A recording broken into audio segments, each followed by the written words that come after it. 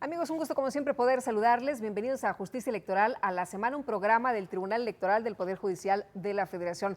En esta ocasión, y le agradezco mucho que así lo haga, nos acompaña el analista político, también compañero periodista de Excelsior Televisión, José Buendía Hegevich, a quien aprecio mucho que una vez más nos haya aceptado esta invitación. ¿Cómo estás? Lupita, Bienvenido. ¿cómo estás? Muchas gracias por la invitación. Oye, pues sorprendida después. Un placer estar contigo aquí otra vez. Después de estas intermedias, ¿no? Que parecían tan aburridas, que parecían tan, la verdad que no llamaban la atención, que no prendían, y al final, pues la verdad es que le dieron un vuelco a lo que se pronosticaba. Han llamado tanto la atención que seguimos, José, analizándolas.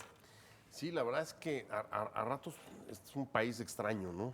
Porque con mucha frecuencia nos acercamos, digamos, a acontecimientos como el de las elecciones del pasado 7 de junio, con un ánimo un poco como de apocalipsis, ¿no? A punto de que el país se desbarate. No minimizo las Claro. amenazas que existían, pero siempre estaba estábamos viendo Oaxaca y estaba a punto Guerrero, de estallar. ¿sí? Y de repente siempre, digamos que casi llegando al filito, las cosas acaban teniendo un desenlace distinto al que todos pudimos prever. Estoy hablando de encuestas, estoy hablando de medios y estoy hablando de incluso, hasta en plan autocrítico, de buena parte de los medios de comunicación, Sí. ¿no, Lupita? Porque Oye, de percepción, ¿no? La percepción era que iba a estar realmente difícil, por decirlo menos. afortunadamente no fue, ¿no? Porque sí, en efecto, hubo una campaña, eso no hay que dejar de decirlo, me parece también muy violenta. Se alcanzaron de los máximos registros de asesinatos políticos durante una campaña federal, en este caso además concurrente con la de los estados. Superó ampliamente los asesinatos políticos que se dieron en 2009 y por supuesto en 2012. Estaba al final también las amenazas de boicot electoral por parte de las víctimas de Ayotzinapa, de los padres, y junto con ellos o sumado a ellos o utilizándolos a ellos, cualquier variante, pues también las amenazas de la CENTE, que hasta el último momento trataron de tomar como rehén las elecciones para impulsar pues intereses gremiales de una manera, desde mi punto de vista, ilegítima, porque creo que imponer la agenda del magisterio sobre la vida institucional, la transmisión del poder en este país era en ese momento pues, una cuestión inaceptable.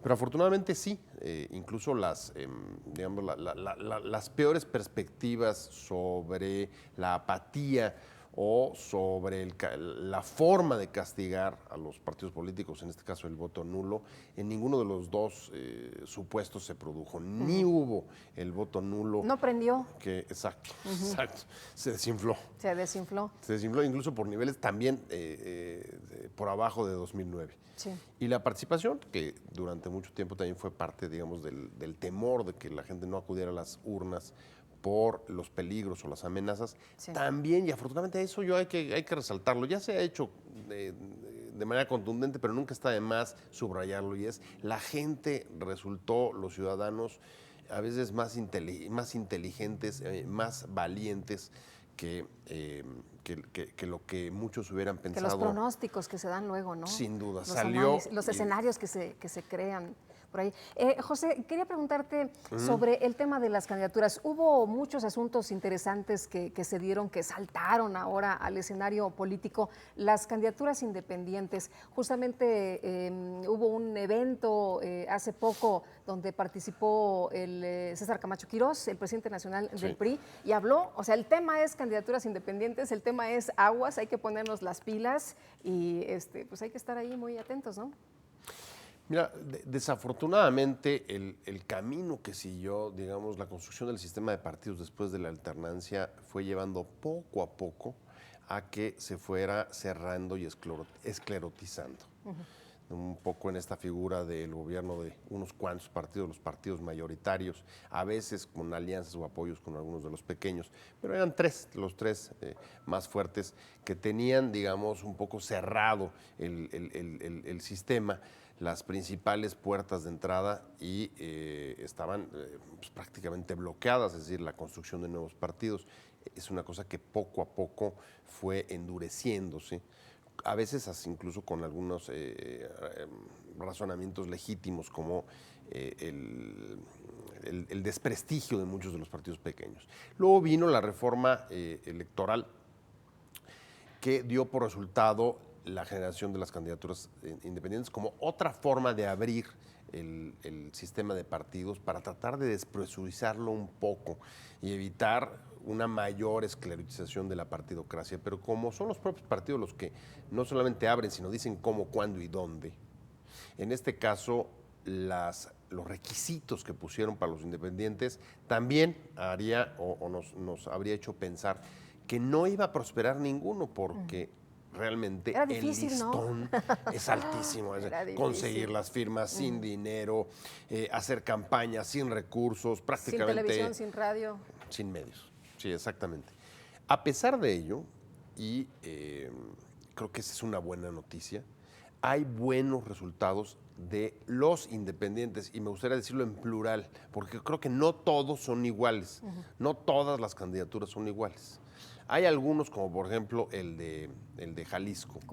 Kumamoto, que ese es un estudiante universitario que tiene pocos vínculos de historia partidista y con muy poco dinero, que también es un mensaje clarísimo sobre lo que se necesita para ganar y no es exactamente tanta como se les está dando. Están otros ejemplos que esos podría englobarlos más como parte de las fragmentaciones que se han venido dando al interior de los partidos y que han hecho saltar, en este caso, a las candidaturas independientes. Antes lo habían hecho otros partidos, el fenómeno de los chapulines, en este caso, algunos, ahí está el de Morelia, que fue militante del PAN, está el propio Bronco en Monterrey, en el que vemos que hay un proceso de fragmentación al interior de los propios grandes partidos que en su momento generaron la fundación de nuevos partidos y ahora más bien el salto hacia las candidaturas independientes.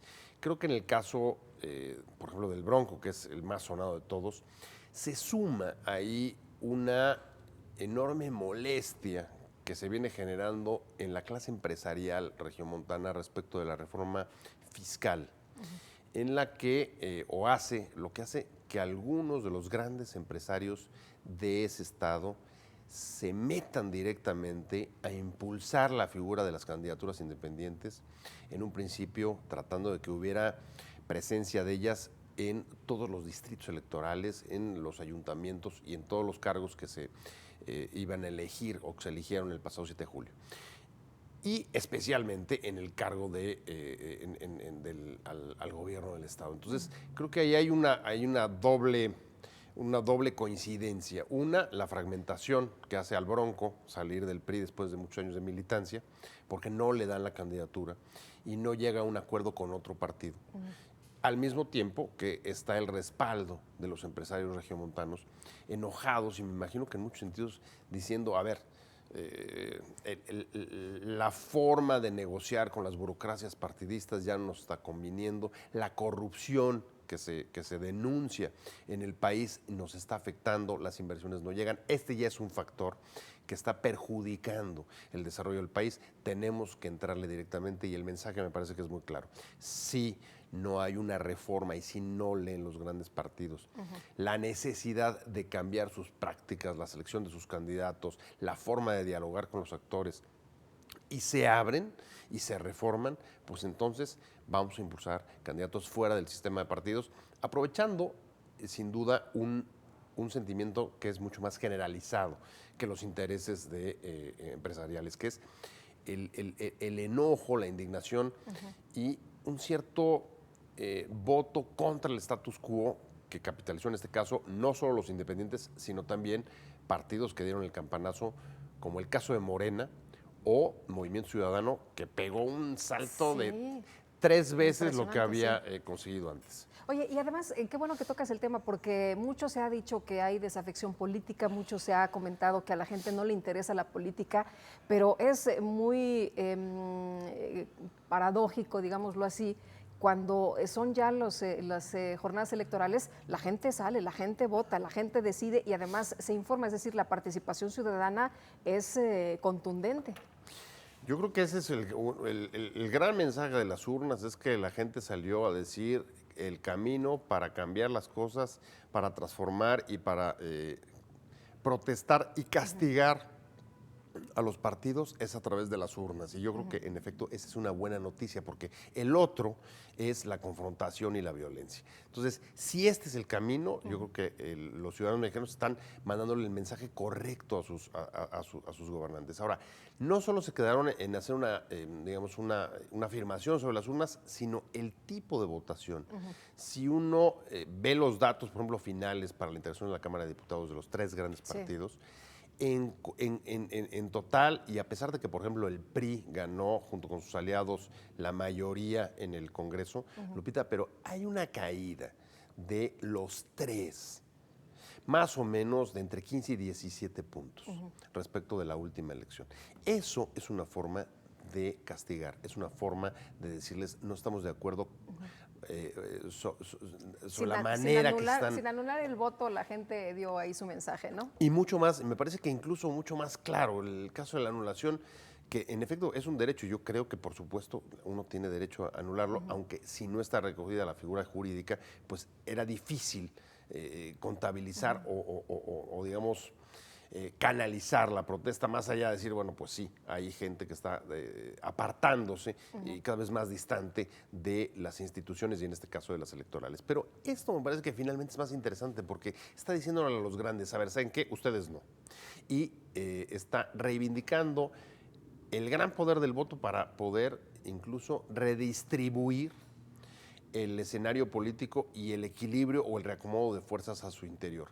El tripartidismo, tal como lo habíamos conocido, creo que los resultados lo ponen en tela de juicio y hoy más bien lo que tenemos son 2 partidos punteros, los 2 grandes, el PAN y el PRI, y luego, digamos, una media amplia, que son 4 partidos, entre ellos el que baja como no sé si a segunda división, sino solo a la media para no ir más allá. Para ir más abajo. Y es el PRD, PRD, Movimiento, Morena y el Partido Verde. Ya está abajo 2, ¿no? En la defensa un par de partidos pequeños. El electorado es el que logró hacer esa transformación, el que mandó el mensaje clarísimo contra los 3 partidos grandes e incluso respecto del gobierno del presidente Peña, no podemos dejar de ver que logra con sus aliados esta mayoría con un porcentaje similar al que él solo había logrado obtener en las elecciones presidenciales. Oye, es decir, el voto, también ahí fue castigado. Ahí también fue castigado, aunque luego dicen que fue el resultado, que fue muy bueno y algunos presumen, ¿no? Los avances, pero hay que verlo bien, hay que verlo de manera detallada.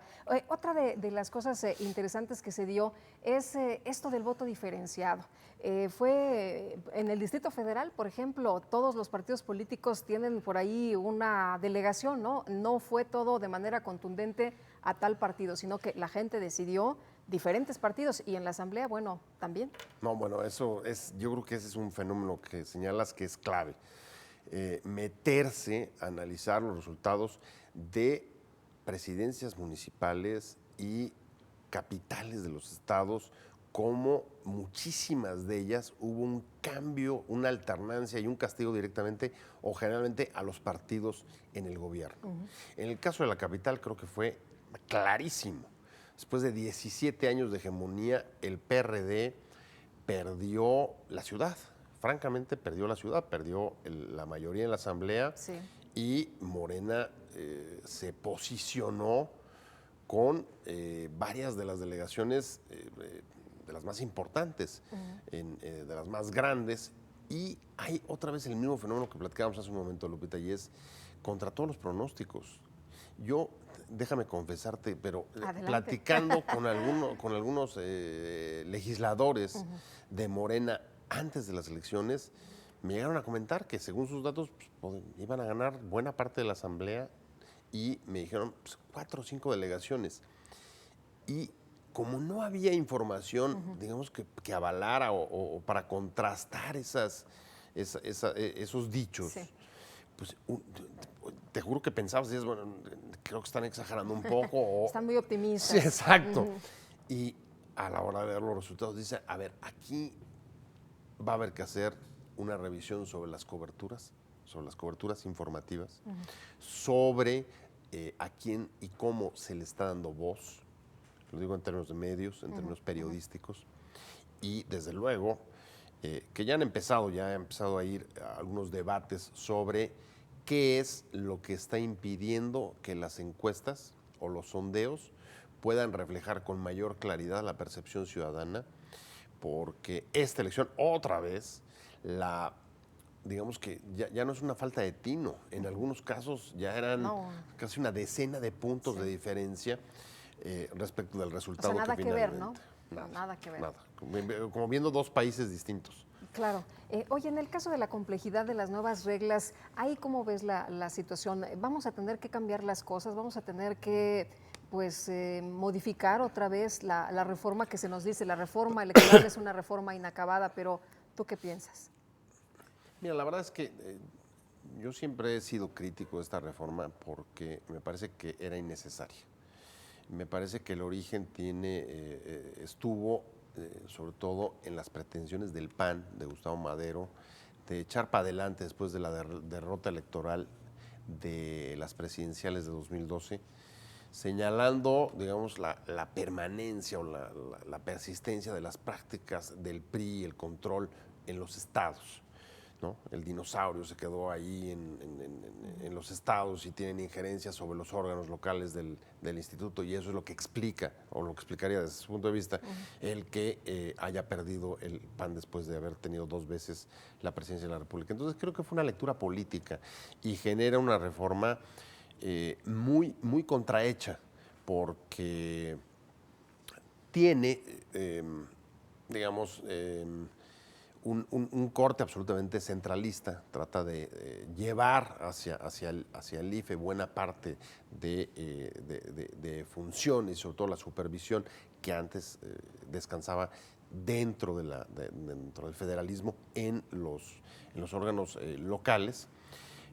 Sobrecarga a las instituciones electorales de funciones, de tareas, unas, no solo las derivadas de la relación con los OPLES, con los órganos locales, públicos locales, ¿no? Sino también pues, mayores atribuciones en términos de fiscalización, medios de comunicación, nuevos supuestos para la anulación, por ejemplo, de elecciones, medios de comunicación, rebase de topes de campaña. Eso me parece bien. Lo que lo hace más complejo es no tener, digamos, suficiente claridad en la distribución de competencias y en las formas de vinculación entre los órganos centrales y los OPLES, que da como resultado pues un masacote muy raro, sí, en el que a ratos sigue prevaleciendo la soberanía de los estados, los órganos locales, y a ratos es la federación. Y todo esto pues en un panorama muy complicado, que excede en buena medida las capacidades y las atribuciones de los órganos electorales, como por ejemplo garantizar la seguridad o conjurar la violencia, que fue una de los riesgos que hasta el último minuto vivió el Instituto Nacional Electoral. No voy a decir ninguna indiscreción, pero el día de la jornada electoral, ahí supimos cómo se habían tenido que reunir muy temprano porque existió la posibilidad o estudiaron la pertinencia incluso de no celebrar elecciones en Oaxaca. Eso lo supimos en ese momento, sí, y da cuenta, pues sí, de los temores que finalmente no se dieron, pero que existieron. Entonces, ¿dónde está la autoridad electoral?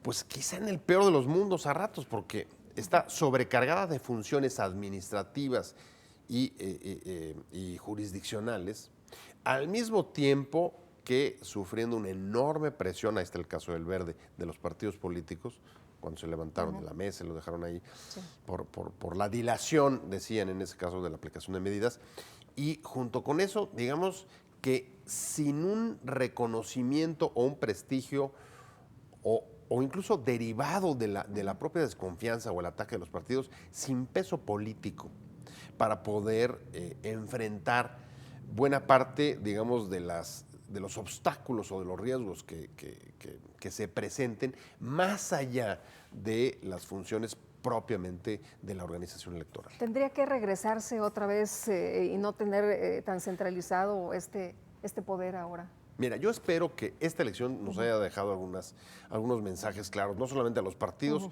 sino también que se lleven los próximos legisladores. Y es, a ver, el asunto del financiamiento público a los partidos. Creo que ese es un punto que hoy está en discusión. Está claro que no se necesitan tantos recursos como demuestran muchos de los independientes para hacer campaña. Está claro también que el voto puede ser mucho más barato, como muestra la proporción del gasto, por ejemplo, de Morena, entre lo que obtuvo y lo que gastó.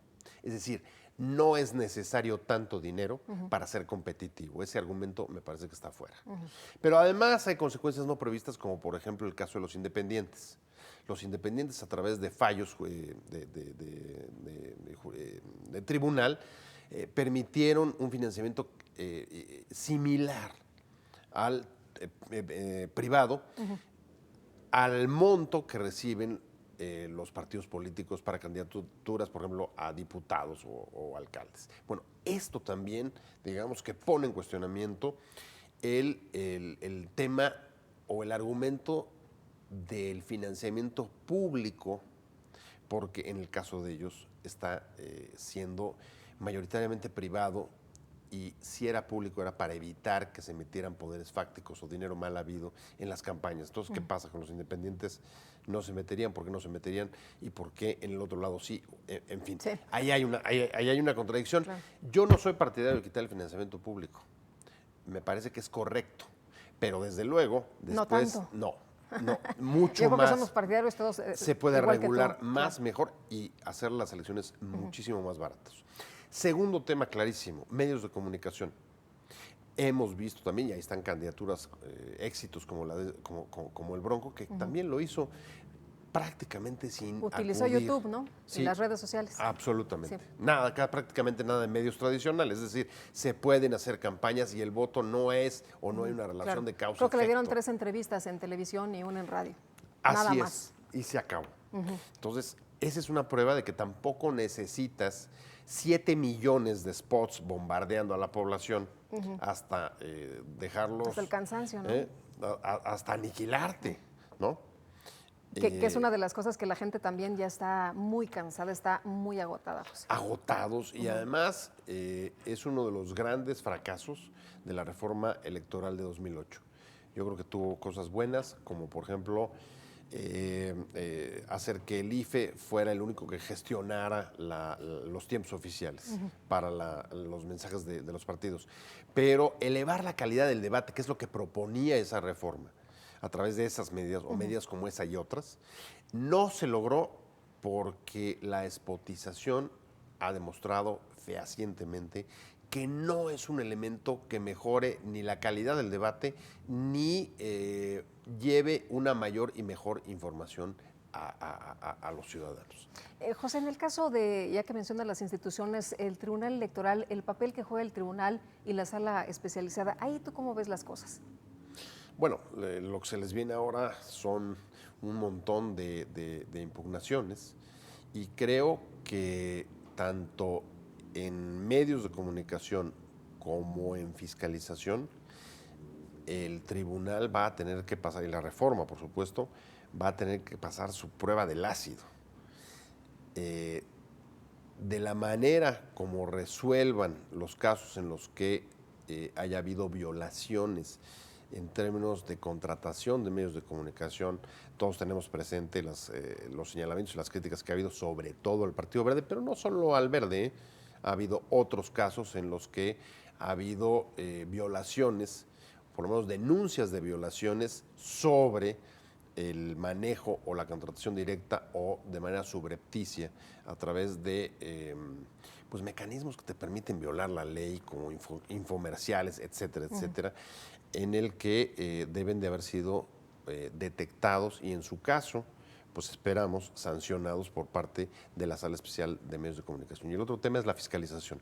Hubo mucho escándalo durante la campaña sobre ella, las empresas que le iban a hacer, recordarás si estuvo bien, etcétera. Ahora es cuando tenemos que saberlo y la prueba del ácido es que ahora logre pasar, porque son dos de los elementos que pueden llevarte a los supuestos de anulación electoral, ¿no? El rebase de topes de campaña, quién y cómo lo rebasó. Que es nuevo también ahora en la ley, ¿no? Es nuevo en la ley, pero y que además, digo, si uno voltea y ve los recursos que muchos destinaron, pues no es difícil, Lupita, advertir que deben haber estado cerca de o sobrepasaron los topes de campaña y en su caso tendrán que aplicarse la ley y acudir a la figura de la anulación, ¿no? Igual en los medios de comunicación, ¿no? Entonces, creo que ahora para la legislación y para el tribunal viene el momento crítico a la hora de desahogar y llevar a la práctica esas dos funciones y en su caso sancionar a los que hayan transgredido las normas. José, tenemos un minuto ya, se nos acabó prácticamente el programa, pero quisiera preguntarte, ¿qué es lo que viene? ¿Qué es lo que deberíamos exigir ahora los ciudadanos? Ya se terminó la jornada, ya la hemos analizado, ¿y ahora qué sigue? ¿Exigir? ¿Pedir cuentas? Sí, bueno, creo que ahora lo que viene es la agenda de reformas que debe de dar lugar el resultado de las elecciones en el Congreso. Yo creo que debe revisarse la ley electoral, sobrecargar de cómo están sobrecargados los órganos electorales, al mismo tiempo que mantener algunas de las figuras que ya hemos platicado en términos de financiamiento, en términos de medios de comunicación, es exagerado. Entonces, creo que debemos de proponernos en serio. Si además vamos a analizar presupuestos base cero y estamos con recortes presupuestales brutales, ¿no? Fuertes por la caída de los precios del petróleo y otros, la turbulencia financiera, hay que hacer más barata la democracia mexicana. Creo que esa es la gran demanda. Hay que bajar la cantidad de dinero que se les da a los partidos. No se justifica. Quedó claro en esta elección que no es necesario y que es imprescindible que no tengan un trato de excepción respecto del resto del país, en el que pues, los recortes están llevando pues, a tener que hacer... o sea, si nos estamos apretando el cinturón en algunas áreas, ¿por qué no en esta, no? Así es, así es. Son los únicos sobre los que no se dice nada, sobre los que parece que están al margen de lo que sucede en México y en el mundo respecto a la escasez de recursos. Ahí nunca faltan, pero en este caso me parece que ya es hora que empecemos a bajar un poco el presupuesto. José, pues ha sido un gusto, como siempre, poder platicar contigo. Muchas gracias por haber aceptado la invitación. Muchas gracias a ti por la invitación, un placer. Muy amable. Y muchas gracias también a usted por habernos acompañado aquí en Justicia Electoral a la Semana. En nombre de todos mis compañeros, le agradezco que nos haya sintonizado. Le deseo que la pase usted muy bien.